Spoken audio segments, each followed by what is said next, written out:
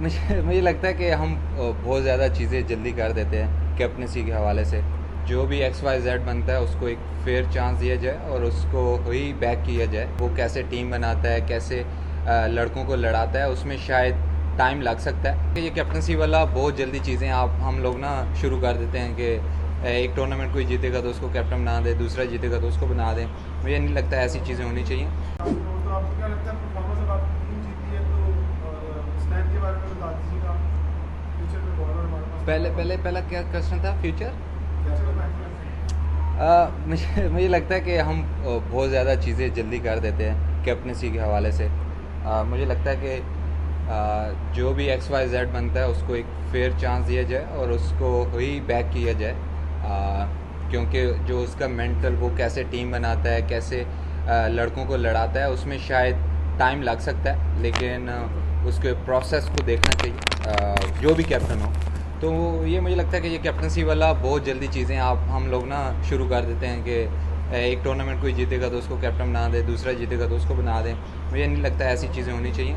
दूसरा, हसनैन माशाल्लाह जिस तरह के ओबियसली हार्ड वर्क पे ऑफ, क्योंकि जिस तरह का उसने इंग्लैंड में हार्ड वर्क कर रहा था, जो हंगर थी उसमें दोबारा प्रूव करने वाली, वो अल्हम्दुलिल्लाह इस टूर्नामेंट में जिस तरह जब भी कोई मुश्किल सिचुएशन आई है उसको बॉल दिया गया और उसने हमेशा टीम के लिए वो मुश्किल टाइम पे आउट किए हैं। तो डेफिनेटली बहुत इम्प्रूव हसनैन बॉलर है। और फ्यूचर को तो मैं नहीं बता सकता, लेकिन अल्हम्दुलिल्लाह इस टूर्नामेंट में उसमें बहुत सारी चीज़ें ऐसी की हैं कि जो टीम के लिए बहुत ज़्यादा हेल्पफुल थी। शादाब, आज एक किस सेकंड तरह से शादाब भाई, सबसे पहले तो कंग्रेचुलेशन चैंपियन Thank you. बनने पे। और दूसरा बताइएगा, चैंपियंस कप का जो मकसद था कि डिस्कवरिंग चैंपियंस, तो आप समझते हैं कि वो मकसद पूरा हो? और अपनी परफॉर्मेंस के बारे में बता देगा, सेटिस्फाइड है इस चैंपियंस कप में?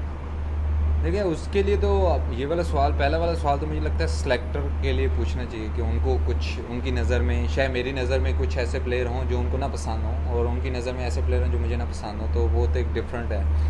इंडिविजुअल अगर मेरी बात करें तो मुझे स्टिल बहुत as a bowler still improvement की बहुत ज़्यादा ज़रूरत है, लेकिन चीज़ें ऑब्वियसली बेहतर हो रही हैं क्योंकि मैंने लॉन्ग स्पेल नहीं किए हुए थे। तो इस टूर्नामेंट में मैंने लॉन्ग स्पेल भी किया, तो जिसकी वजह से एज ए बॉलर मुझे थोड़ा और ज़्यादा कॉन्फिडेंस मिला। लेकिन स्टिल अभी भी काफ़ी टाइम है मुझे लगता है कि उस लेवल पे आने के लिए। अच्छा शादाब, जैसे अली रज़ा आप लोगों की टीम में और यंगस्टर हैं, उनको आप क्या प्लान देते थे? प्लस हसनैन को भी ये सवाल से बताएगा कि क्या प्लान देते थे जिनकी वजह से इनकी बॉलिंग बहुत अच्छी देखने को मिली है इस टूर्नामेंट में? देखिए, इसमें मेरा कोई ऐसा नहीं है कि मैं उनको कोई चीज़ें फीड कर रहा था। ये इंडिविजुअल उनकी इतनी वो ख़ुद इस माशाल्लाह जिस तरह का अली रज़ा है, जो उसकी एज है उसके हिसाब से मुझे लगता है कि वो जो उसकी सोच है वो एक बड़े इंसान वाली है। और माशाल्लाह जिस तरह के उसकी बॉलिंग है, मुझे लगता है कि आने वाले वक्त में वो पाकिस्तान टीम के लिए तो डेफिनेटली वो फ्यूचर हो सकता है। जब भारत ने आज अभी पूरा नहीं हुआ था सर जी, फिर टॉस जीता है।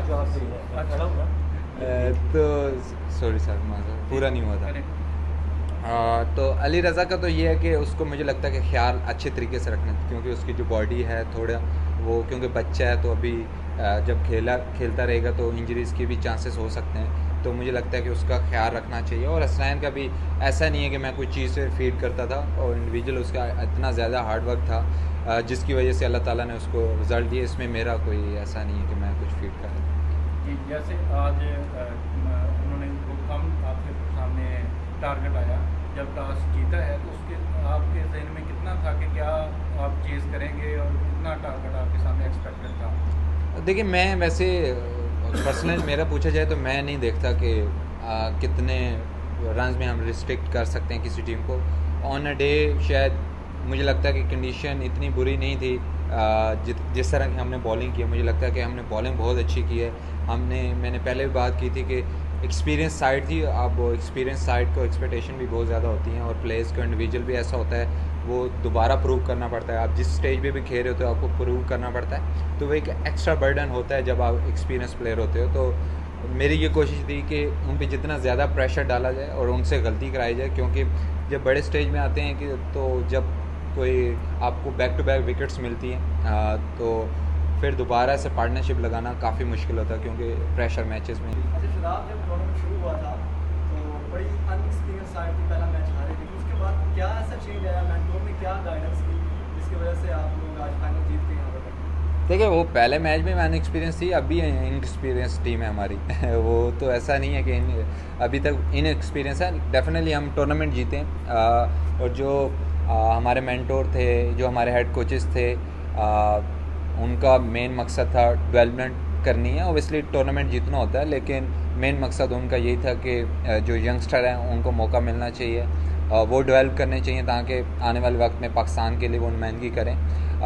तो कोशिश हमारी टीम का वैसे मोटिव यही होता था कि हमने प्रोसेस पे यकीन रखना है, हमने रिज़ल्ट पे नहीं यकीन रखना, क्योंकि एज ए नेशन हम इमोशनल कौम है।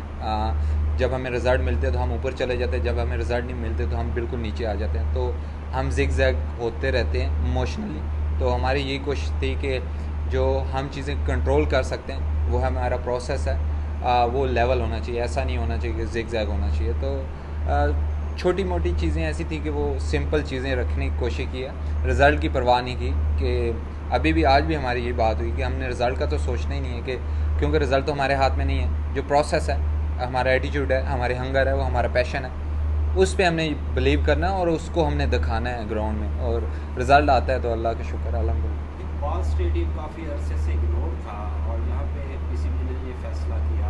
आप क्या समझते हैं कि इसको आइंदा भी इस तरह के टूर्नामेंट्स यहाँ होने चाहिए? और ये वह स्टेडियम है जो पीसीबी के हवाले नहीं है, ये ज़िली इंतज़ामिया इसको चलाती है। क्या समझते हैं कि इसको पीसीबी के हवाले होना चाहिए? सर ये पीसीबी के हवाले वाला तो मुझे नहीं पता है होना चाहिए नहीं होना चाहिए, लेकिन क्राउड की मैं बात करूँगा। स्टार्टिंग फ्रॉम प्रैक्टिस, जिस तरह के प्रैक्टिस में जिस तरह का क्राउड आया था, वो तो अनएक्सपेक्टेड था कि इस तरह का क्राउड प्रैक्टिस में भी आता है। तो वहाँ से पता चल गया था कि जिस तरह का पैशन है, जिस तरह का लोगों में प्यार है अपने स्टार्स के लिए, वो देखना चाहते थे। काफ़ी अरसे से इधर टूर्नामेंट नहीं हुआ, तो मुझे लगता है कि जिस तरह का थ्रू आउट टूर्नामेंट क्राउड आया, मुझे लगता है कि इस टूर्नामेंट के अलावा भी बहुत सारी चीज़ें ये डिज़र्व करते हैं। शादाब, आपने as a white ball captain Pakistan के 2 बड़ा टूर्नामेंट बैक टू बैक जीते हैं। क्या हम आने वाले डोमेस्टिक सीजन जो करना है इसमें रेड बॉल की टीम को लीड करता या इवन के खेलता हुआ देखेंगे? डेफिनेटली मैं रेड बॉल क्रिकेट खेलूँगा, जो मेरा मकसद है, क्योंकि अभी इस साल हमारे माशाल्लाह से 24 फर्स्ट क्लास मैचेस हैं।